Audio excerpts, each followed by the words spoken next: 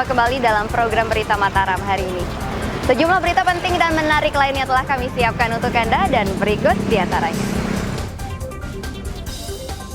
Dampak kekeringan meluas, Pemda tetapkan status tanggap darurat kekeringan.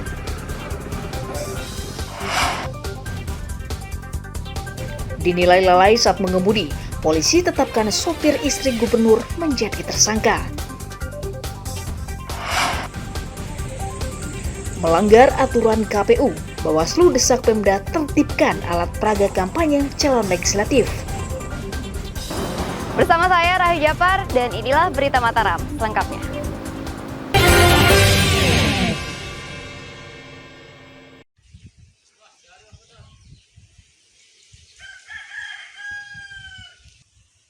Badan Penanggulangan Bencana Daerah Kabupaten Lombok Timur mengonfirmasi meluasnya dampak kekeringan hingga ke 8 kecamatan. BPBD mencatat kekeringan menyebabkan krisis air bersih di 43 desa dan 253 dusun di 8 kecamatan, yakni Kecamatan Keruak, Sambalia, Suela, Trara, Aimel, Lenek, Jeroaru, dan Kecamatan Sikur. Pemda juga telah menaikkan status kekeringan menjadi tanggap darurat sejak tanggal 5 September lalu untuk mengoptimalkan penanganan dampak kekeringan. Pemda berjanji akan mengoptimalkan penyaluran air bersih ke seluruh wilayah terdampak secara bertahap.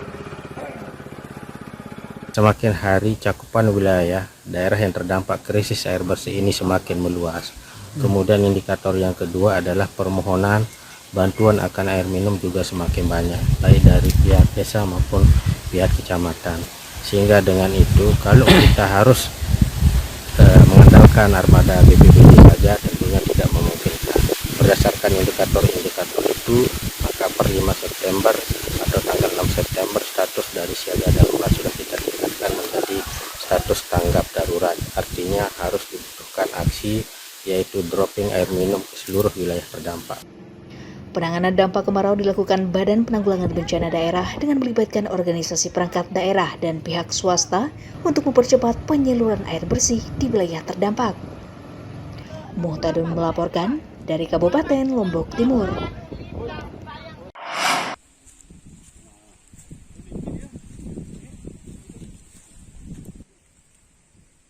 Sebuah kolam penampungan air berkapasitas ratusan kubik di wilayah Gunung Sasak, Desa Kuripan, Kabupaten Lombok Barat dibiarkan mangkrak bertahun-tahun. Sejak dibangun 5 tahun lalu, kolam penampung air atau reservoir tersebut belum pernah difungsikan. Warga menyayangkan terbengkalainya kolam penampungan air tersebut karena tidak bisa digunakan untuk mengatasi dampak kemarau. Warga selama ini hanya mengandalkan penyaluran air bersih dari pemerintah daerah dan menampung air hujan untuk mencukupi kebutuhan air. Pemerintah daerah diharapkan segera mengambil alih pengelolaan tempat penampungan air tersebut agar bisa menjadi simpanan air warga saat musim kemarau. Tapi ini kan tidak pernah berisi ini. Tidak pernah berisi dari sejak tahun berapa itu? Kalau dipakai rencananya dipakai untuk pertanian, nanti dialiri ke sawah-sawah. Oh, untuk masyarakat, untuk air minum. Untuk bersih, bukan untuk sawah. Nah, harapan kami sekarang kalau bisa, kalau tidak dimanfaatkan sama PDAM, karena dari Cipta Karya Kabupaten memang tidak ada berita saja atau acaranya nih Pak Tamrin. Kalau kita mau kasih Pak Tamrin kan salah kita. Katanya, itu makanya saya mau ke Cipta Karya Provinsi. Sampai saat ini kita juga bingung. Kami dari pemerintah desa, kalau memang lokasi penampungan air yang dibuat oleh BWS tersebut diserahkan saja ke desa. Kita manfaatkan dengan bisa saja kita mau buat apa tempat pelihara kambing di sana daripada tidak dimanfaatkan kan. Kebetulan petani kami, petani perusahaan khususnya di sana itu berharap demikian. Ayo Pak Kades, kita pinjam lokasi itu, kita mau pelihara kambing saja, sini bagus sini. Nah sampai itulah suara warga. Nah kita sampai saat ini pun tidak pernah ketemu sama BWS terutama dalam apa masalah. Pemanfaatan penampungan air di kawasan Gunung Sasak tersebut diharapkan mampu menanggulangi kekurangan air bersih di wilayah tersebut selama musim kemarau. Hairul Amri melaporkan dari Kabupaten Lombok Barat. Jadi stok.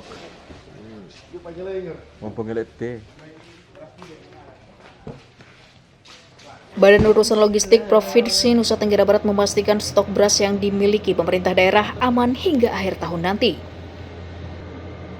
Bulog mencatat, stok beras yang dimiliki saat ini mencapai 36.000 ton dan dipastikan mencukupi kebutuhan masyarakat di 10 kabupaten kota hingga awal tahun 2024 nanti. Fenomena kenaikan beras hingga Rp14.000 per kilogram dinilai masih rasional karena berkurangnya stok beras dari petani akibat gagal panen di musim kemarau. Hingga saat ini, Bulog telah menyalurkan 18.081 ton bantuan beras cadangan pemerintah untuk warga di Nusa Tenggara Barat. Total kurang lebih saat ini sekitar 36.000 ton itu tersebar di seluruh NTB. Seluruh NTB itu 36.000 ton. Kita perkirakan stok ini yang ada di Bulog ini cukup untuk sampai panen berikutnya tahun 2024. Kalau yang di gedung Bulog Lombok Tengah itu berapa? Kita nggak membeda-bedakan per kanu. Sebenarnya semuanya sama. Kalau misalnya Lombok Tengah kurang, bisa saya ambilkan dari misalnya posisi di kota, bisa saya ambilkan di Lombok Timur, kan seperti itu. Selain menyalurkan beras ke seluruh pasar tradisional, Bulog juga mempercepat penyaluran bantuan beras bagi 425.000 warga penerima manfaat di NTB yang akan diberikan selama 3 bulan, masing-masing 10 kg per bulannya.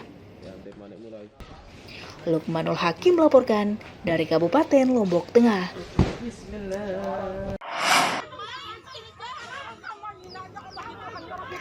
Polres Lombok Tengah menetapkan pengemudi mobil yang ditumpangi wanita yang mengaku istri gubernur bernama Zainul Abidin menjadi tersangka dalam kasus laka lantas yang menewaskan bocah berusia 3 tahun di Jalan Bypass Labulia akhir pekan lalu. Penetapan Zainul Abidin sebagai tersangka setelah polisi memeriksa 4 orang saksi dan melakukan gelar perkara secara tertutup di unit Satlantas Polres Lombok Tengah pada Selasa pagi.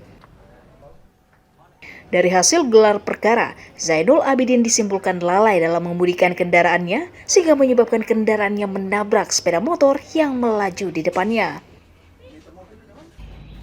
Tersangka telah diamankan di unit penegakan hukum Satlantas Polres Lombok Tengah sembari menunggu kelengkapan administrasi penahanan resmi. Untuk tersangka kita sudah menetapkan ZA sebagai tersangka kasus kecelakaan ini. Pengemudi kendaraan roda 4, ya. Untuk tersangka untuk saat ini posisinya masih ada di unit Gakum, jadi apabila administrasi sudah lengkap kita akan lakukan penahanan. Penyebab kecelakaannya sendiri tabrak belakang ya, dari roda 2 ditabrak bagian belakangnya oleh roda 4. Kalau pengakuan daripada tersangka tidak mengetahui adanya kendaraan dari depan, yang jelas tiba-tiba sudah ada kendaraan dan bunyi tabrakan dari mobil dan juga roda 2-nya itu. Tersangka dijerat pasal 310 ayat 4 Undang-Undang Lalu Lintas tentang kelalaian dalam mengemudikan kendaraan sehingga menyebabkan jatuhnya korban jiwa dengan ancaman hukuman maksimal 6 tahun penjara. Lukmanul Hakim melaporkan dari Kabupaten Lombok Tengah.